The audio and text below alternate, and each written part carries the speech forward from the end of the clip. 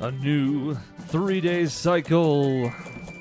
We've only just begun. Alright. We are finally ready to advance. We've done all the side questing that we care to do for the time being. We're just going to walk out of the nearest exit, get on our way. This is not the direction that we're headed, but it's fine. Sometimes it's fun to just take a tour around. That away is a lovely tower that we'll be traversing soon enough, but not yet. We obviously went through the forest and all of its precarious and annoying poison water death situations. Over this way, though, we have need of our horse.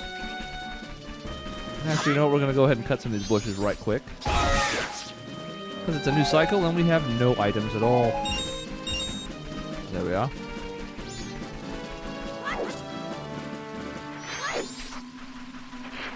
Yeah, those dudes are back. They're annoying as ever. Anyways.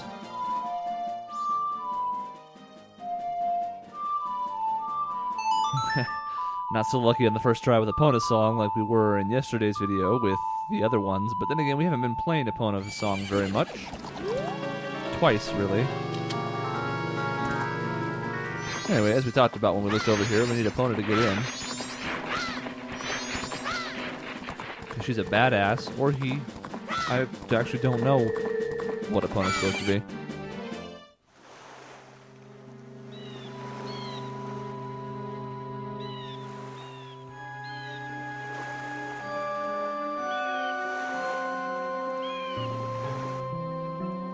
We make our way to the Great Bay Coast. We don't really need to be on Epona anymore, but we will anyways, because why not? We're not going to be doing it a lot this playthrough. Boom! Epona shows her sheer force by decimating a sign by being near it.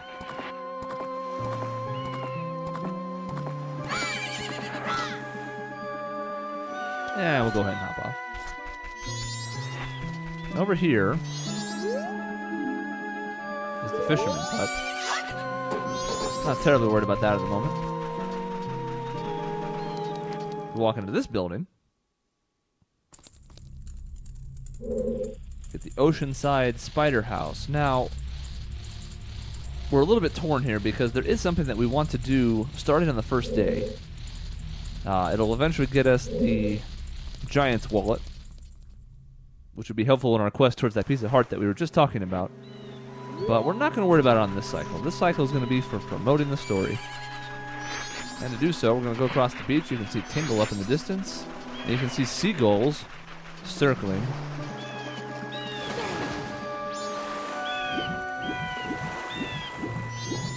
Circling what?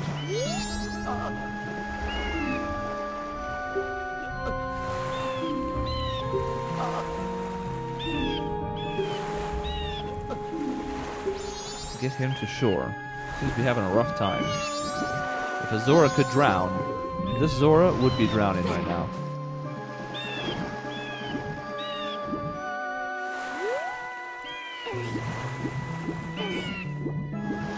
Please do not ask questions about where we are pushing or how this works.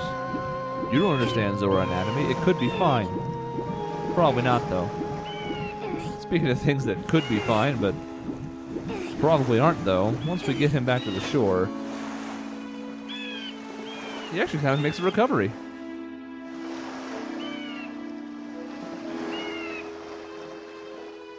Well, I mean, he doesn't look great, but he is walking. I don't know if leaving the water is a good choice for a Zora. His feet are clipping through the sand. It's fine. Everything's fine. He looks great. He's healthy, full of vim and vigor. Not entirely sure why this scene was necessary, by the way, but it's fine. And done.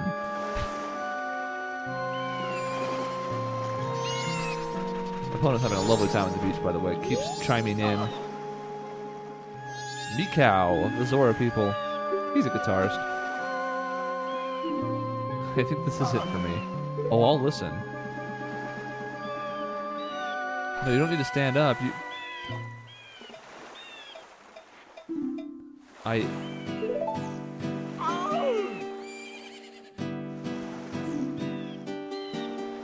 Okay, carnival's beginning soon. They're playing at it. Oh. Both that girl and Eggs in red. So their lead singer gave birth, now can't talk.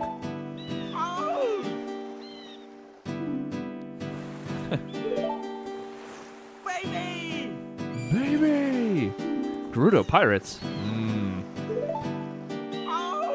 Oh! That's right, the Gerudo Pirates apparently have enough street cred that they murdered this guy.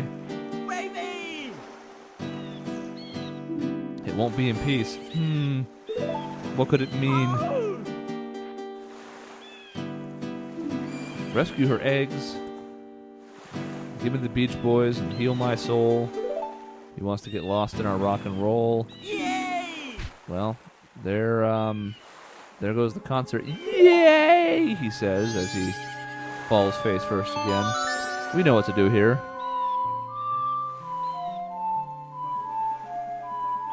Well, we know the idea of what to do. We don't know what notes to play. We'll get there.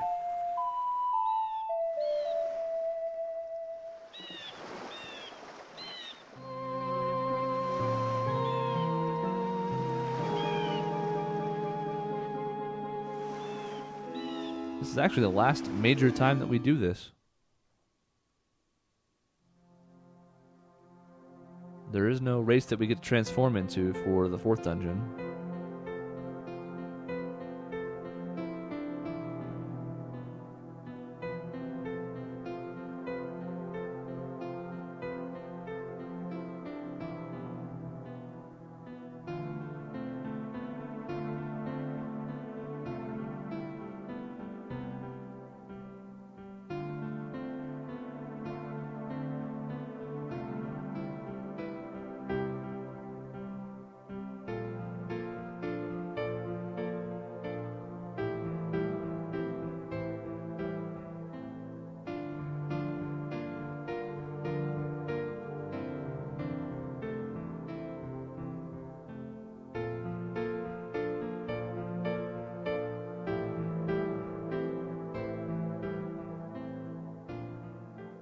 So I had to shut up for the Song of Healing. It's also one of my favorite scenes. I like that it's just the band getting back together and he really gets to be at peace.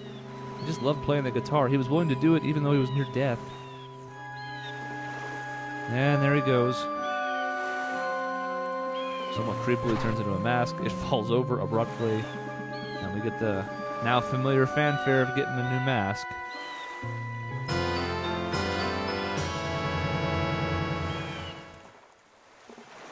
The Zora Mask, a.k.a. the best mask. At least out of the 3 major ones. I mean, we could sit here and have a debate about Bunnyhood and Fierce Deity, and I don't have the time for that.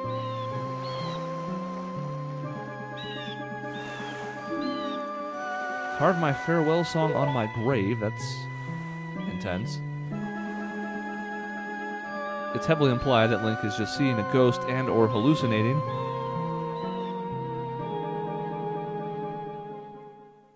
Anyways, we set up a nice little grave for him, which is cool.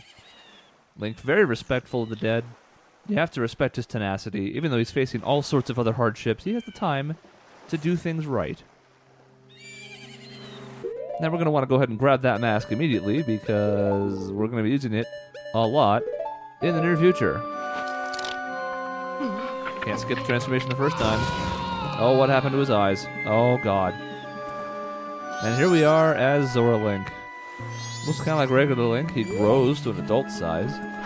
Got all sorts of fun tricks, too. He's got multiple hit combos. If you hold the button, he crosses his arms, and then boom! Double boomerangs. Awesome. He also has some tricks in the water that we'll be exploring here soon enough.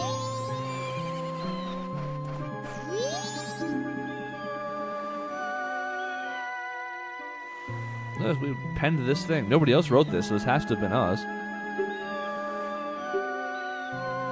We the Zora and Zora fight song. Yay! So it's basically telling us how Zoras work. That's great. It's also the worst song imaginable, but it's cute that they tried to give it a gameplay-related shell. Alright, so we're gonna head on out to the water, because that's where Zoras like to be. There's this lovely little beach set up, and we could lounge about all day, but you know, time is money. More importantly, time is moon. However, if we start swimming, we can do this lovely fast swim now. And I mistimed it. I was going to hope to be a cool guy and shoot up onto there. Didn't work. Oh. And as I tried to pull the mask off, I tripped and fell in the water. Not the proudest day, I admit. We're interested in this owl statue, though. Boom! Arms wide open. Give me a hug. Alright, so now we can fast travel here, which is nice. It means if we come back here in future cycles, we can avoid having to grab Epona and jump in the fence. Here we have the Marine Research Lab, but not no more.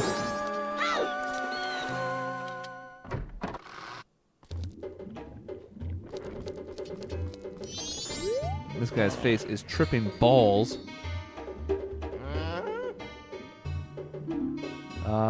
I guess. Those important eggs haven't arrived yet. It takes about 1 to 3 days for them to hatch. Interesting time frame, considering what we're working with here.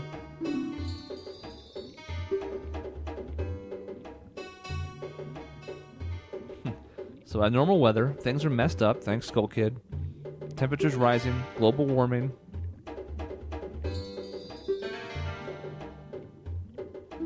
Alright, so we basically need to get the eggs to this water. Also, note that Link is trying to follow this guy's face movements, and he's just... it's too much. I wonder if something has happened at Zora Hall. Yes, I also wonder. We also have these devastating fish over here. They're not our friends. So this will be of use to us later.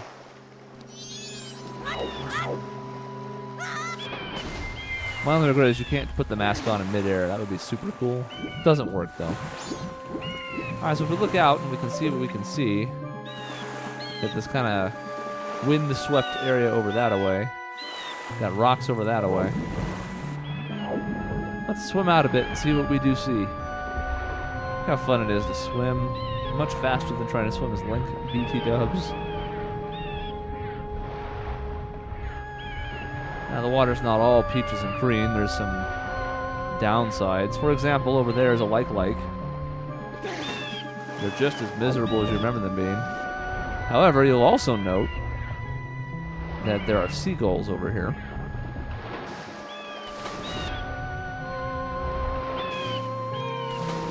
Yeah, jump in and out of the water.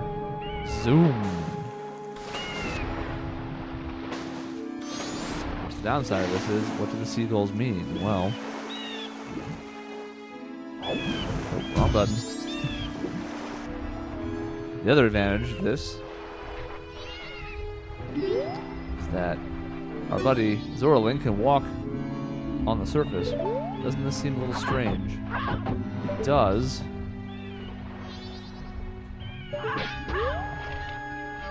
Doesn't like anything we can do about it at the moment.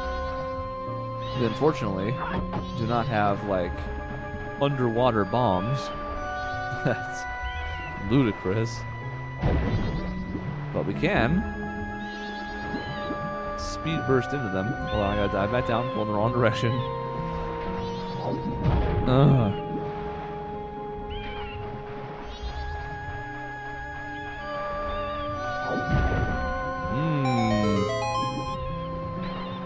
Curiouser and curiouser.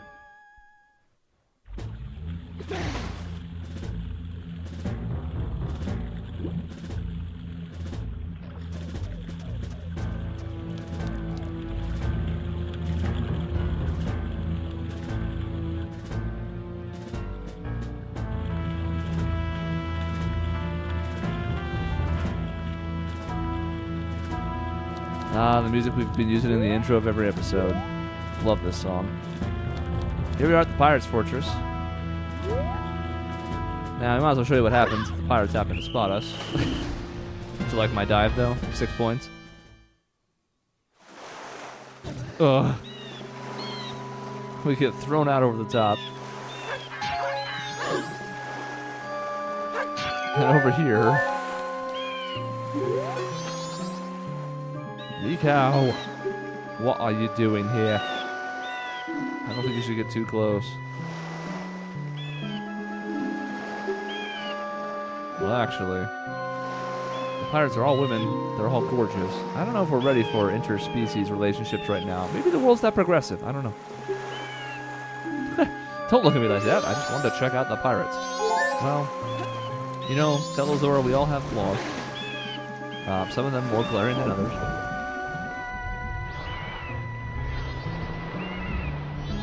Now we don't need to do that again, but it's fun to watch once. We get just chucked over the top of the fortress. I'm not entirely sure how. Giant slingshot. Maybe the Gerudo women are just that strong. It's not clear. Sorry, they're not Gerudos in this. They're just pirates. My fault. My fault. Now, if you remember, in all the build-up to this, and it was kind of lost in the Captain's Hat excursion, we picked up the Stone Mask. The Stone Mask is kind of funny. That's right.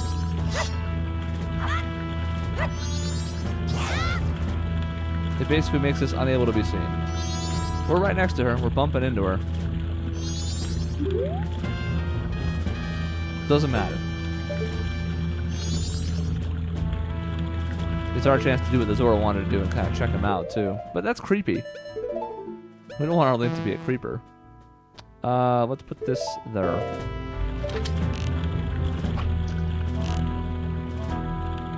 Now, these guards appear to be invincible, which is curious. But it's not a big deal. The more important thing is, we're headed in this direction. We have an entire sort of mini dungeon to do here. But you'll also notice that we have a bit of a problem, in some respects. Over here, if you've played Ocarina of Time, you know that that's a hookshot symbol. We don't have the hookshot yet. This is a switch that we can't really hit without being a Goron. So we need to get that out. Nope, wrong button.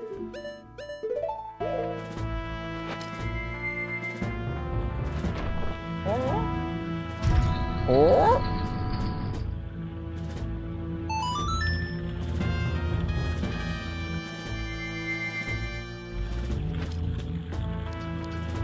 unfortunately, that would be our easiest way across, but it doesn't actually work. One other thing that we could try, though, just for the sake of seeing things that look interesting and trying them, is this over here. You know, if you actually hit it, if you're into that kind of thing.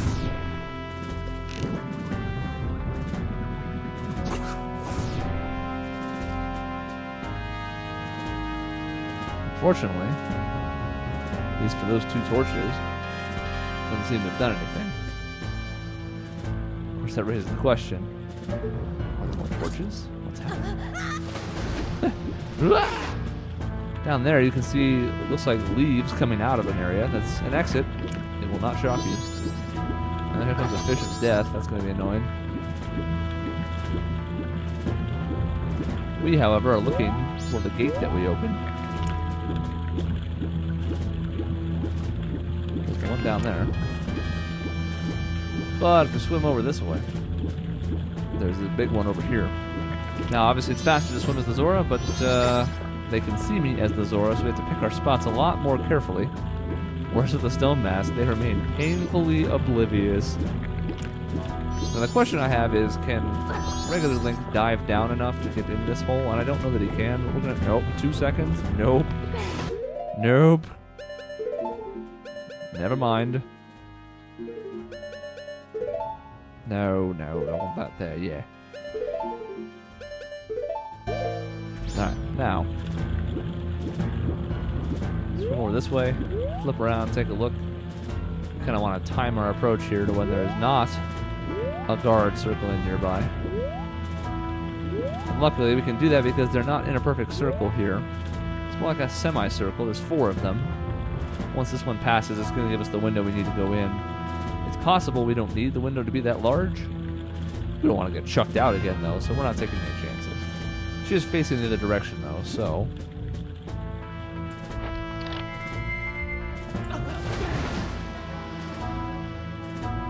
we haven't slowed down time in this cycle yet.